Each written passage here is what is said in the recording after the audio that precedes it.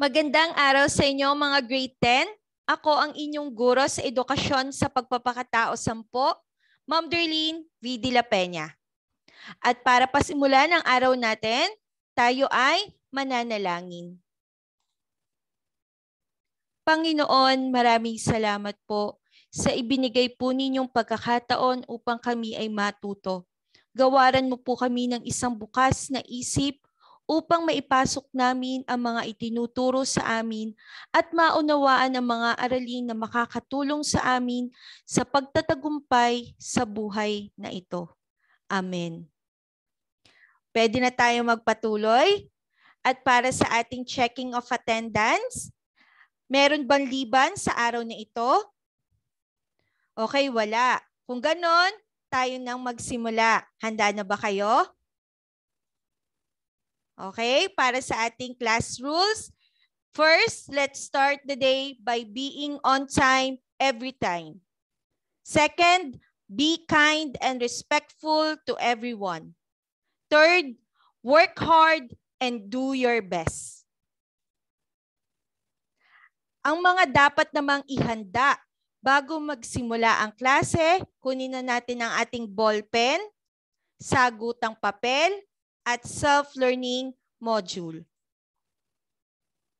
Para sa araw na ito, ang ating magiging aralin ay ang mga isyung moral tungkol sa kawalan ng paggalang sa katotohanan. Yan ang ating topic, class. At para sa mga pinakamahalagang kasanayang pampagkatuto na nagmula sa most essential learning competency, una ay natutukoy ang mga isyung kaugnay sa kawalan ng paggalang sa katotohanan. Ikalawa ay nasusuri ang mga isyung may kinalaman sa kawalan ng paggalang sa katotohanan. Ikatlo ay napatutunayang ang pagiging mulat sa mga issue tungkol sa kawalan ng paggalang sa katotohanan ay daan upang isulong at isabuhay ang pagiging mapanagutan at tapat na nilalang. At ang pinakahuli ay nakabubuo ng mga hakbang upang maisabuhay ang paggalang sa katotohanan. Yan ang mga pinakamahalagang kasanayan na dapat nating matutunan. Para sa layunin ng ating klase, masuri ang mga isyung moral tungkol sa kawalan ng paggalang sa katotohanan. Okay, class, tayo muna ay magbalik-aral. Ang naging topic natin noong nakaraang mga linggo, nung week 1 to 4 ay patungkol sa mga isyung moral tungkol sa kawalan ng paggalang sa dignidad at sexualidad. Natatandaan ba natin ang mga ito? Magaling kung ganon. Dito ay pinag-aralan natin ang mga patungkol sa mga issue kagaya ng premarital sex, pornografiya, prostitusyon, at pang-aabusong sexual. Dito binigyan diin na dapat igalang ang ibang tao at huwag silang ituring na mga bagay na magbibigay kasiyahan sa pagnanasa at sa mga pansariling hangarin. Dito, natutunan din nating bigyang halaga ang dignidad natin bilang isang tao, ganun din ang ating sexualidad. Okay, class, para sa ating pagpapatuloy, gawin muna natin ang gawain isa. Ating suriin, meron tayong pagpipilian. Pwede nating sabihin kung ang pahayag ba ay opinyon o katotohanan. Sa number 1, babasahin ko muna ang tanong at itataas nyo naman ang inyong mga kamay kung nais nyong sumagot. Number 1, ang pagsisinungaling ay masama. Okay, Renz? Tama. Ito ay katotohanan. Ikalawa, mas matalino ang mga babae kaysa sa mga lalaki. Tama ba yon, Michael? Okay, ito ay opinion. Dahil marahil parehas lamang, marami ding mga lalaki ang matatalino kaysa sa babae at vice versa. Number 3, ang pagpapakasal ay mahalaga sa mata ng Diyos. Ikaw nga, Giselle? Tama. Ito ay katotohanan. Number 4, ang pagsasabi ng tapat ay pagsasama ng maluwag. Okay, Ninya? Ang tamang sagot ay katotohanan. Very good. Number 5, madaling makahanap ng trabaho kapag nakapagtapos ng kolehiyo. Jenny, ikaw nga? Tama. Ito ay katotohanan. Sa number 6, malayo ang mararating mo kung ikaw ay matiyaga. Ikaw nga, Alyssa? Tama. Ito ay katotohanan. Para naman sa number 7, walang magsasakang yumayaman. Tama ba yon? Ikaw nga, Carlo? Okay, ito ay isang opinion lamang. Dahil marahil meron ding mga magsasaka ang mayaman at mga nakakaangat na sa buhay. Pangwalo, ang ama ng tahanan ay siya ring tinatawag na haligi ng tahanan. Sino pwedeng sumagot? Ikaw nga, Ninya? Okay. Katotohanan. Number 9, ang katarungan ay pantay-pantay sa lahat ng tao. Ikaw nga, Giselle? Okay. Ito ay katotohanan. Number 10, ang Diyos ang ating malalapitan sa oras ng kagipitan. Ken, anong sagot? Very good. Ito ay katotohanan. Para sa ating pagpapaunlad class, tuklasin nga natin, meron dito mga ulap, sabi dito, pamilyar ba kayo sa mga pahayag sa ibaba? Totoo bang kinopya lamang ni Lina ang kanyang proyekto kay Ramon? Bakit kaya? May palagay akong siya ang kumuha ng orihinal na manuscript ang kanyang boss para makagawa ang isang artikulo. Mabuti na ang manahimik kesa sa magkamali ng mga sasabihin. Hindi na lamang ako kikibo. Mabuti na ang mangupit kesa sa magnakaw ng malaking halaga. Sa inyong palagay, tama ba itong mga pahayag na ito? Maituturing ba itong makatotohanan? Ating tingnan at pag-aralan pa ng mas malalim ang ating aralin sa araw na ito. Tingnan natin ang misyon ng katotohanan. Ang misyon ng katotohanan ay nagsisilbing ilaw ng tao sa paghahanap ng kaalaman at layunin niya sa buhay. Ang pagsukat ng kanyang katapatan ay nangangailangan ng pagsisikap na alamin ang katotohanan. Sa bawat tao na naghahanap nito, masusumpungan lamang niya ang katotohanan kung siya ay naninindigan at walang pag-aalinlangan na sundin, ingatan at pagyamanin. Ang sinumang sumunod dito ay nagkakamit ng kaluwagan ng buhay o yung tinatawag na comfort of life, na may kalakip na kaligtasan, katiwasayan at pananampalataya. Maliwanag ang sinasabi doon sa ating mga binasa na kapag ikaw ay namumuhay sa katotohanan, magkakaroon ka ng magandang buhay, kaligtasan, katiwasayan, at meron kang tunay na pananampalataya sa ating Diyos na may kapal. No?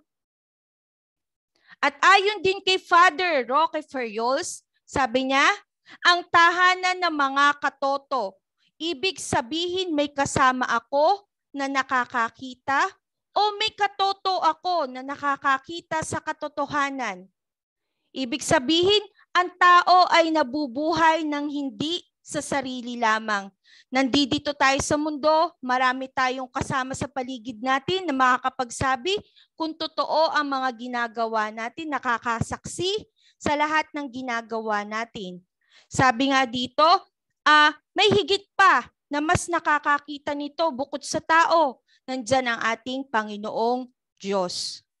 Ang katotohanan din daw ay sumasa kasaysayan o makasaysayan. Historical, dahil hindi hiwalay ang katotohanan sa tao, sa mga katoto na nakakaalam nito. Yan, pwede natin itong iugnay sa ating mga pinag-aaralan sa social studies. Kasi sabi nga dito, makasaysayan, sumasa kasaysayan, historical. Kung titingnan natin yung mga buhay na kagaya na lamang ng kay Jose Rizal, kung paano ito naisulat sa aklat ng Noli Me Tangere, hindi natin kayang itanggi kung paano ang naging buhay ni Jose Rizal at kung paano siya naging bayani ng Pilipinas. Pwede rin nating i-integrate ito kung paano nabuo ang ating mundo sa Biblia. Doon, nakasulat lahat kung paano ginawa ng Panginoon ang mundo. Sabi dito, the Bible is the Holy Scripture of the Christian religion, purporting to tell the history of the earth. Kaya nga sabi dito, Old Testament and New Testament have undergone over the centuries, including the publication of the King James in 1611, of several books that's discovered later. Doon hindi na natin kayang itanggi na tunay na makasaysayan ang katotohanan patungkol sa Biblia. Maliwanag ba, class? Yan. Ngayon naman ay ating talakayin ang patungkol sa mga isyung moral tungkol sa kawalan ng paggalang sa katotohanan. Ano-ano ba ito? Ano ba ang nagpapawala ng paggalang sa katotohanan? Gaya ng pagsisinungaling. Ano ang pagsisinungaling? Ito ay hindi pagkiling o pagsang-ayon sa katotohanan. May uri ng kasinungalingan. Una ay jocose lies. Sinasabi o sinasambit para lamang para maghatid ng kasiyahan. Ibig sabihin, nagsisinungaling ka para lamang magpasaya. Halimbawa nito, yung kwento tungkol kay Santa Claus. Yung laging sinasabi sa atin ng ating mga magulang nung tayo mga bata pa. Diba? Lumaki tayo, naniniwala tayo na may Santa Claus. Pero ang totoo, ang Santa Claus ng buhay natin ay ang ating mga magulang. Pangalawa ay ang officious lies. Pagpapahayag upang maipagtanggol ang sarili. Halimbawa nito ay ang pagliban sa klase. At ang kanyang gagawing dahilan ay ang pagkamatay na kanyang ama. Pero ito pala ay nangyari pa noong matagal ng panahon o nakaraang taon pa pumanaw ang kanyang ama. So ito matatawag na officious lies. Pangatlo, pernicious lies. Ito ay sumisira naman sa reputasyon ng ibang tao na pumapabor sa interes o kapakanan ng iba. Halimbawa nito ay ang pagkakalat ng maling tsismis, pagkakalat ng mga kwento na hindi totoo sa ating kapwa, sa ating kaibigan, sa ating katrabaho. So matatawag itong pernicious lies. Ang isa pang kawalan ng paggalang sa katotohanan ay ang lihim. Pagtatago ng impormasyon na hindi nabubunyag o nasisiwalat. May uri ng lihim. Una, natural secrets. Ito ay sikretong nakaugat sa likas na batas moral na maaaring magdulot ng sakit o hinagpis sa isa't isa. Halimbawa nito ay ang pagtatago ng lihim na siya ay ampon upang mapagtakpan ang kanyang nakaraan. Dahil maaari kapag ito ay lumabas, makasakit ito ng kalooban niya. Okay? Maliwanag ba? So, minsan nananatili na lamang itong pribado sa pamilya. Ikalawa ay promise secrets. Ito ay lihim na ipinangako ng taong pinagkakatiwalaan nito. Halimbawa nito, lihim na sinisimulang negosyo hanggat hindi pa ito nagtatagumpay. Ayaw munang sabihin hanggat hindi pa successful yung business. Maaring ang dahilan, nakakahiya kung hindi ito magtatagumpay. Kaya ito'y palihim muna niyang ginagawa. Ikatlo, committed o entrusted secrets. Ito ay lihim bago ang impormasyon o kaalaman sa isang bagay ay nabunyag. May dalawang uri nito. Ito ay ang hayag at di hayag. Ang hayag ay pasalita o pasulat. Kagaya ng medical records ng isang pasyente, matatawag itong pasalita at pasulat.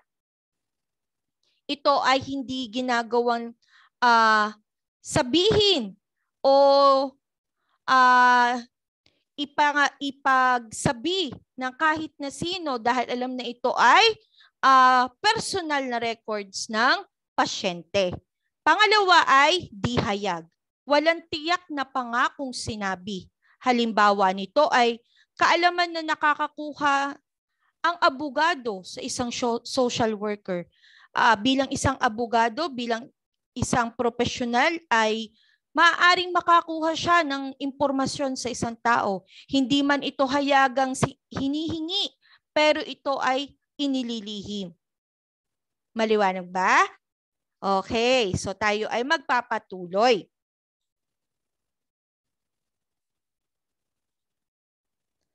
Para naman sa confidentiality, ito ay pagpapahayag ng mas malalim na pag-iisip, pananalita o pagkilos bilang pagpapahalaga sa katotohanan. Pag sinabing confidential, hindi ito pwedeng makalabas kahit kanino man. Ano man ito, pananalita man ito o pagkilos, pag-iisip, ito ay mananatiling confidential para sa inyong nasasakupan. Mental reservation. Ito ay isang maingat na paggamit ng mga salita sa pagpapaliwanag na kung saan ay walang binibigay na tiyak na impormasyon sa nakikinig kung may katotohanan nga ito. Ang halimbawa nito, ang isang kaibigan na may tinatanong sa iyo patungkol sa isang mo pang kaibigan, maari ka niyang sagutin pero hindi tunay na tumutugon doon sa iyong katanungan. Maaaring ilihis ka niya ng konti para siya ay magkaroon ng reserbasyon patungkol sa katotohanan. Kaya ito ay tinawag na mental reservation. Ano naman ang plagiarism? Ito'y isa ding issue sa kawalan ng paggalang sa katotohanan. Ito'y napapanahon dahil ito ay paglabag sa isang intellectual honesty at may kaugnayan sa pagpapahayag ng katotohanan at katapatan sa mga datos, idea, mga pangungusap, buod at balangkas ng isang akda, programa, himig at iba pa. Ngunit kinilala ang pinagmulan bagkus ay nabuo lamang sa iligal na pangungopya. Kapag sinabing plagiarism, marami yan, class, kagaya na sinabing mga example. Halimbawa, nag-post ka ng isang quotation sa Facebook mo at hindi mo inilagay kung kanino ito nagmula. Ito'y matatawag na isang plagiarism. Kapag ikaw ay gumawa ng isang buod sa iyong ginawang salaysay, ito'y matatawag na isang plagiarism. Kapag hindi mo binigyan ng halaga ang may akda na gumawa ng isang himig o kanta, matatawag itong plagiarism. At marami pang iba. Copyright holder. Ano ang copyright holder? Ang tawag sa taong may orihinal nagawa o may ambag sa anumang bahagi ng iba pang komersyo. Ito ay gaya ng mga komposisyon na kanta. Bago ito magamit ng isang singer ay humihingi muna ng pahintulot sa gumawa ng awit, sa gumawa ng mga lyrics para magamit ang kanyang obra.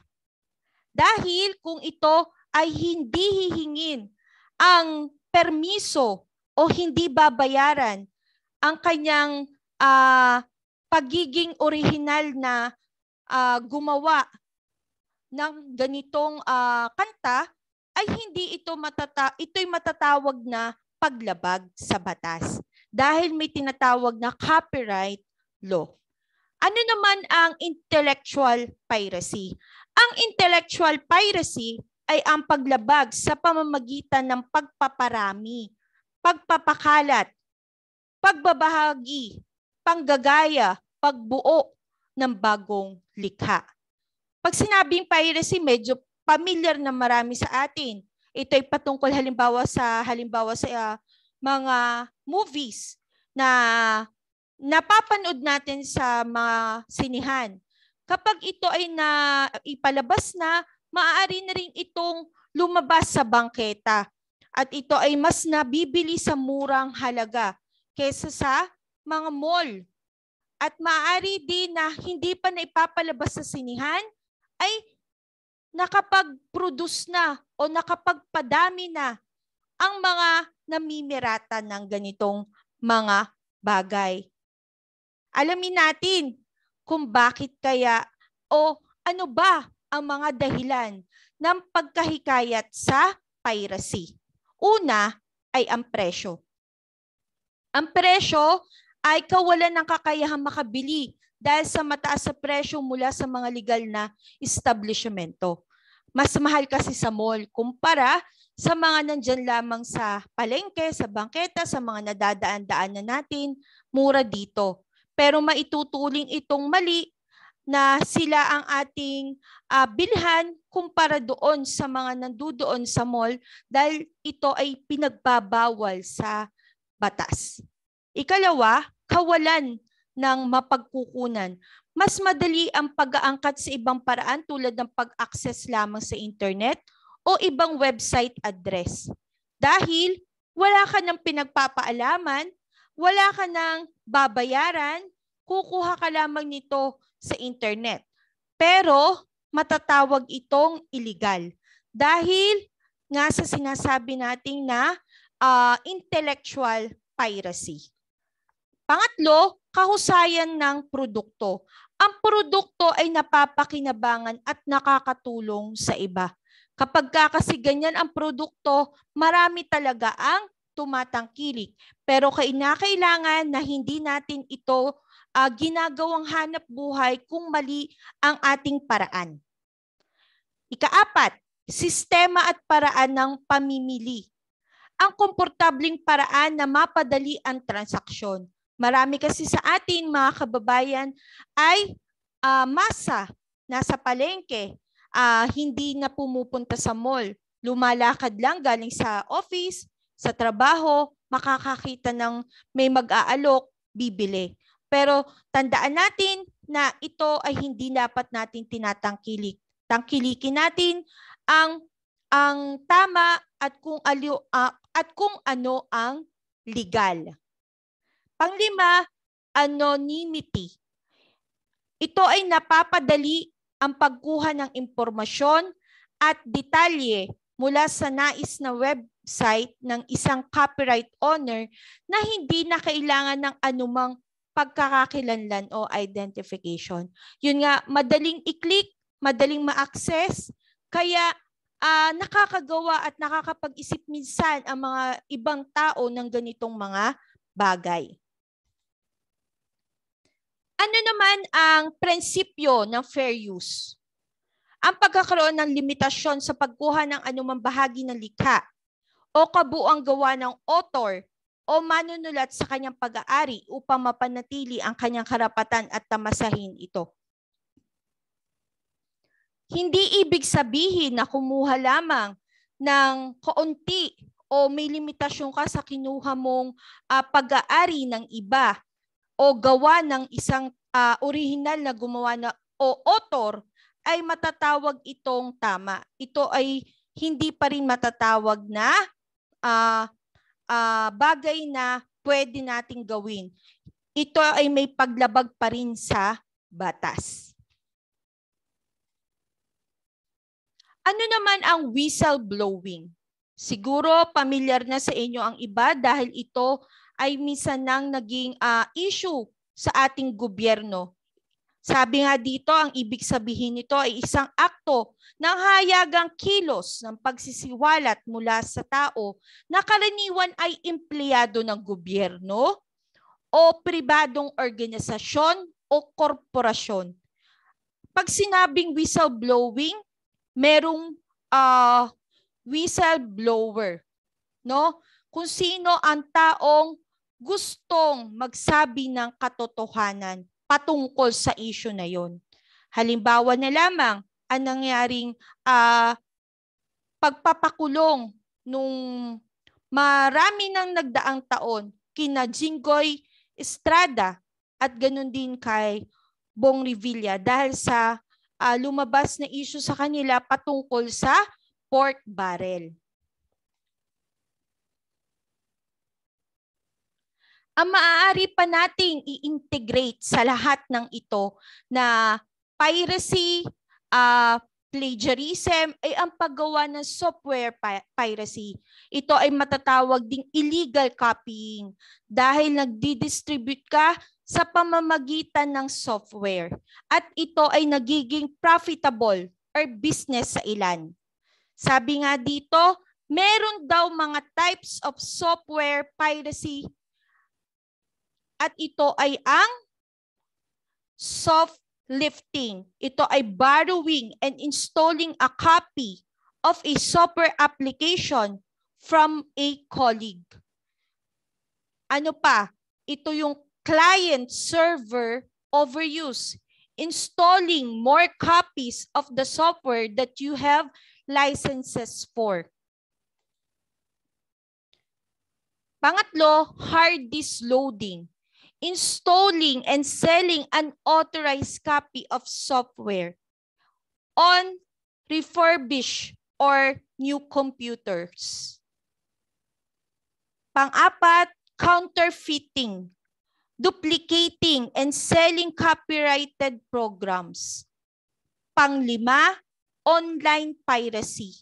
Typically involves downloading illegal software from peer-to-peer network, internet auction, or blog. In the past, the only place to download software was from a bulletin board system, and these were limited to local areas because of long-distance charges while online. Napakalawak ng internet connection, napakalawak ng usapin patungkol sa IT, at marami talagang nangyayari dito na iligalidad. Kahit na sa panahon ngayon ng akala mo ay safe ang iyong bangko, maaari din nila itong magawa. Kaya nga maraming hacker at ito ay matatawag na maling gawain at hindi pinapahalagahan ang tunay na paggalang sa katotohanan. Ngayon naman ay simulan na natin ang gawain ikalawa, yung think, pair, and share. Basahin at timbangin ang mga sumusunod. Ilagay ang S kung ikaw ay sumasang-ayon sa pahayag o lagyan mo lamang ito ng check. DS kung di sumasang-ayon. DT kung di tiyak sa iyong palagay ang iyong saloobin. Malayang magbigay ng sarili mong opinyon ayon sa pasyang napili. Hinihingi ang pagiging bukas na isip at malawak na pananaw mula sa mga tatalakaying issue, humanap ng kapareha at magkaroon ng maikling talakayan sa mga sagot at ilagay ito sa inyong mga kwaderno. Yan. Meron tayong 5 lamang na number dito. Chechikan nyo lang kung ito ba ay sang-ayon, kung ito ba ay di sang-ayon, o ito ay D-tiyak or DT. Okay? Number 1, basahin ko lamang. Ang sino man ay may karapatan na itago ang katotohanan.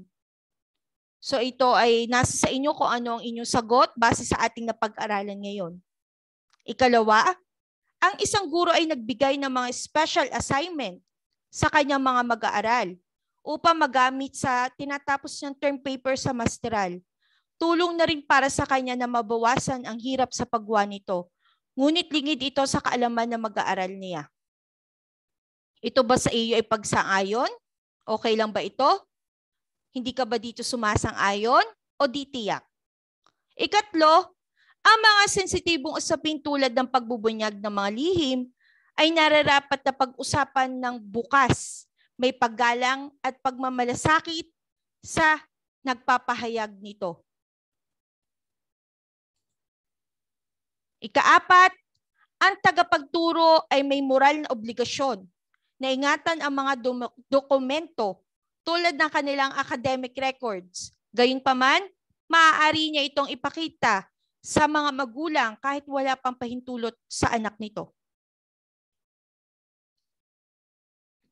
Number 5, marapat na gawing pribado ang anumang pag-uusap, lalo na kung nakasalalay ang kapakanan ng nakararami sa mga anomalyang nangyayari sa loob ng samahan o organisasyon. Ito ba isang ayon ka, di sang-ayon, o di tiyak? At ngayon naman, pwede niyo itong i-discuss sa inyong makakapareha, kaya ito ay think, pair, and share. At magkaroon kayo ng kaunting sharing kung bakit ito ang naging punto mo o posisyon mo patungkol doon sa pahayag na iyon. Okay? Ngayon naman, ay tumungo naman tayo sa tayahin, gawain 3. Ikaw ngayon ay bibigyan ng pagkakataon na makabuo ng mga hakbang, mga paninindigan, paggalang sa katotohanan sa pamamagitan ng pagsagot sa mga sitwasyon. Meron lamang 3 sitwasyon at kinakailangan magbigay ka anong gagawin mo dito sa mga sitwasyon na ito at ipaliwanag mo kung bakit ito ang gagawin mo. Babasahin ko lamang muna ang mga sitwasyon at kayo naman ang magbibigay ng tugon kung ano ang gagawin mo at bakit ito ang gagawin mo. Ipapaliwanag mo ito sa iyong papel. Number 1, gahol na ako sa oras upang magkalap ng mga impormasyon tungkol sa aking action research. Nakatakda itong ipasa 3 araw mula ngayon. Sa isang site ng internet ay may nakita akong kahawig ng aking research. Makakatulong ba ito para sa akin?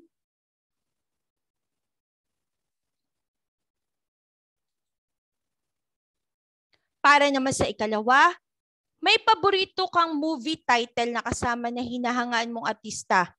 Matagal mo na itong nais panoorin. May isang nag-alok sa'yo ng murang halaga at may libre pa itong kasamang dalawa upang panoorin sa 200 na halaga. Kasama ka sa advokasya ng kampanya sa anti-piracy sa inyong paaralan. Mahikayat ka kayang bumili nito? Ano ang inyong gagawin at ipaliwanag?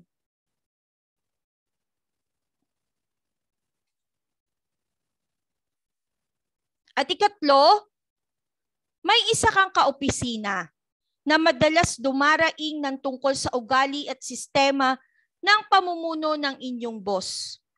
Nagdetalye rin siya ng mga anomalyang ginagawa nito at pagbabanta sa kanyang plano na gumawa ng isang anonymous letter. Bilang ganti, kalupitan nito sa kanya. Pipigilan mo ba siya sa kanyang balak na magreklamo? Anong gagawin mo at ipaliwanag mo?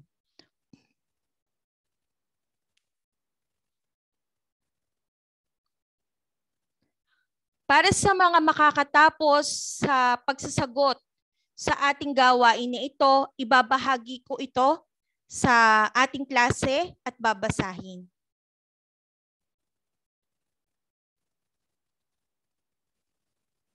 Okay? Para sa number 1, ang sabi ni Reyna, susuriin kong mabuti ang aking nakita at maaari ko itong makuna ng idea. Pero mangangalap pa rin ako ng impormasyon para sa aking action research.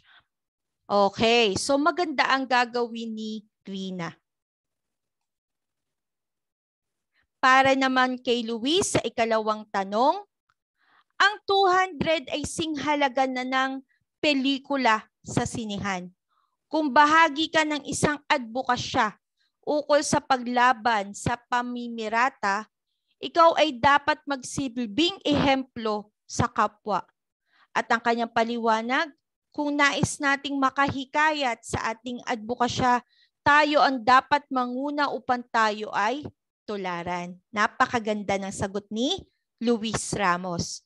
Maraming salamat. Sa ikatlo namang tanong o sitwasyon, ang ibinahagi naman ni Renz Abaca ay, oo, pipigilan ko siya sa kanyang balak. Ang kalayaan natin upang maghayag ng saloobin ay may limitasyon rin. Ang lahat ng tao ay may tinatawag na privacy at ang kanyang balak na gawin ay masamang gawain sapagkat lumalabag ito sa karapatan ng isang tao. Ito ay isang paninirang puri. Napakagaling na naging sagot din ni Renz. Ang ibig sabihin lamang, maituturing ko na naunawaan ninyo ang ating lesson o aralin sa araw na ito. Palakpakan natin ang ating mga sarili at nawa lahat kayo ay ganito din ang inyong naging posisyon sa ating aralin sa araw na ito. At para sa inyong pagninilay, gawain 4, panuto, pagnilayan ang tanong para sa pagninilay. Tanong, sa paanong paraan ka makakatulong sa pagpapanatili ng kasagraduhan ng katotohanan bilang bahagi ka sa lipunan? Magkakaroon kayo, class, ng isang refleksyon lang patungkol sa ating naging aralin. Pwede nyo itong gawin sa inyong mga tahanan bilang inyong mga assignment.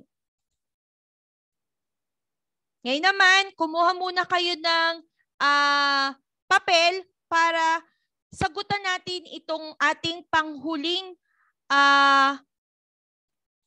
post-test sa ating napag-aralan sa araw na ito. Para sa number 1, ang pagsisinungaling ay ang hindi pagkiling o pagsang-ayon sa katotohanan.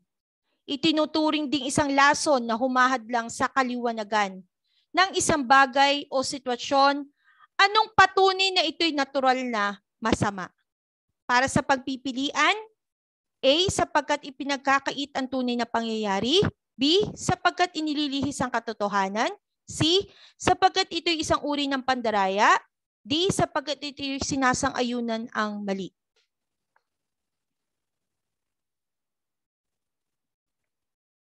Para sa number 2, ang sumusunod ay mga gawain na lumalabag sa karapatan ng pag-aari. Ang ilan sa mga ito ay karapatan sa pagpaparami, pagpapakalat, pagbabahagi, at panggagaya upang makabuo ng bagong likha maliban sa isa. A, intellectual piracy. B, copyright infringement. C, theft. D, whistleblowing.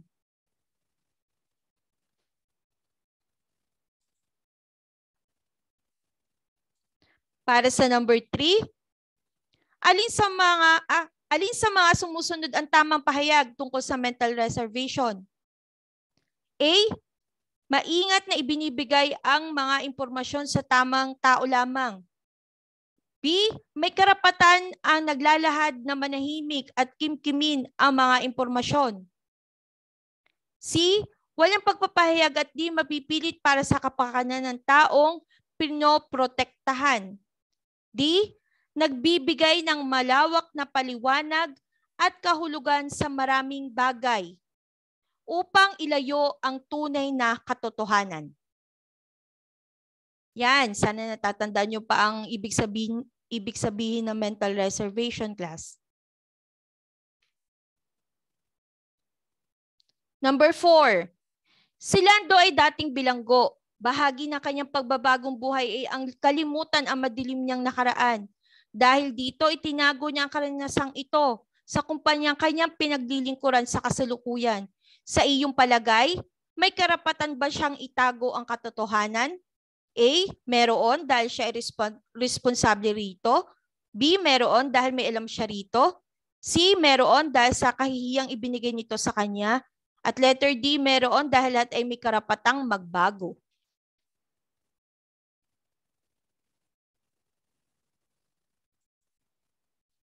Para sa number 5, ayon sa isang whistleblower, hindi naman sa gusto ko, pero kailangan eh. Ayaw na ng pamilya ko at ayaw ko na rin sana. Pero itutuloy ko na rin. Paano?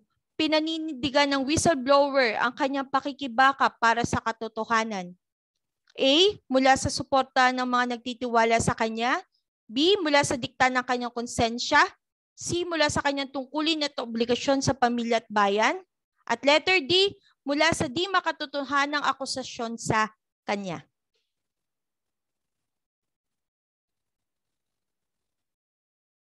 Maraming salamat, class. Tunay na alam kong nasagutan ninyo ang mga 5 tanong na iyan dahil alam kong kayo ay nakinig at maraming natutunan sa araw na ito. Kaya naman, ating checkan ang ating mga ginawang exam na yan. Ano ba ang sagot para dyan?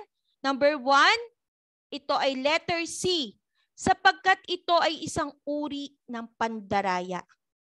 Sa number 2, ito ay letter A, intellectual piracy. Sa number 3, ito ay nagbibigay ng malawak na paliwanag at kahulugan sa maraming bagay upang ilayo ang tunay na katotohanan. Di ba? Yun ang mental reservation, class. Number 4, A, meron dahil siya ay responsable rito. Number 5, B, mula sa dikta ng kanyang konsensya. Yan, class. Maraming salamat sa inyo. Hugot 5. Hugot 4. Hugot 3. Meron pa bang bababa sa 3? Okay, wala na. So, maraming salamat at sana'y maraming natutunan kayo sa araw na ito. Paalam!